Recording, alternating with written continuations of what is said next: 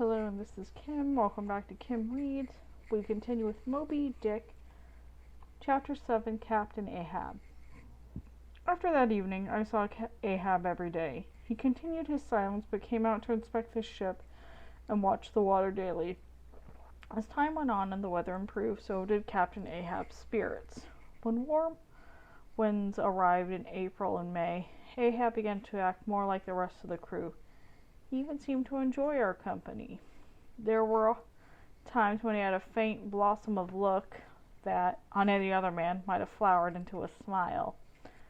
As we traveled south on our trip around the world, the weather grew warmer. It was pleasant to be on the deck, enjoying the sun. Even Ahab preferred the open air to his cabin. He seemed to be regaining his strength and spirit. "Going down to my dark cabin feels like going into my own tomb," he said once.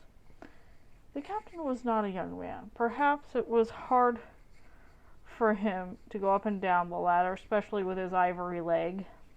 If so, he would not admit it. He could only hear in his breath as he occasionally struggled during the climb. The captain spent a good deal of his time pacing back and forth across the deck.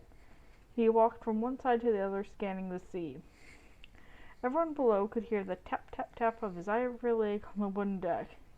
It was a near constant rhythm, and it seemed to help him keep his routine. He was looking for something out in the waters. I imagine it was something more than just a whale. You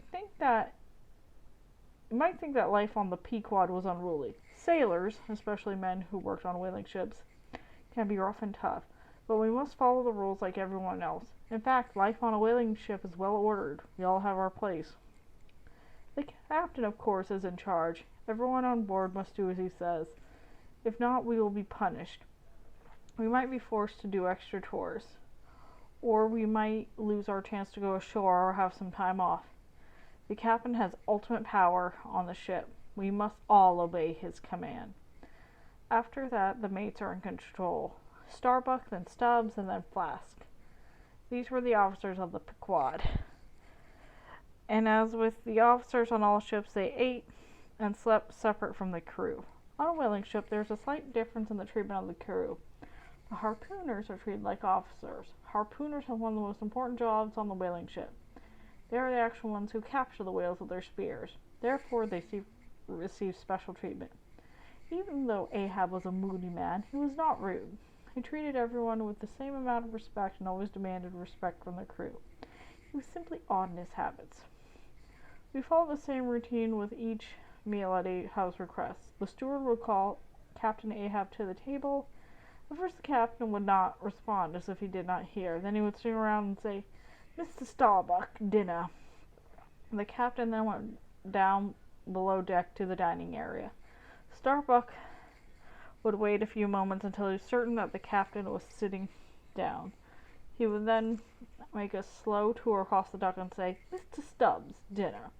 Stubbs, the second mate, would do the same. Walking past the third mate, he would say, "Mr. Flask, dinner." Stubbs then went below. Flask, having no one left to call, always seemed much less stern as when he went to his meal. In fact, he almost seemed happy, but as soon as he got to the door, he put on a more serious face. The moody captain would never appreciate so much cheer. Ahab ruled over his dinner like a silent but wild sea lion. He paid very little attention to the other men at the table. They all watched him with much interest, but he only focused on eating. He cut his meal with a large knife and ate in silence. When the officers finished, the table was cleaned. Then the harpooners were brought into the cabin for their meal. This was remarkable because all the harpooners were natives. In most places, certainly any place on land, a non-white man would never be allowed to eat and sleep where a white man does. But life at sea is different from life on land. And that's the end of that chapter. See you later.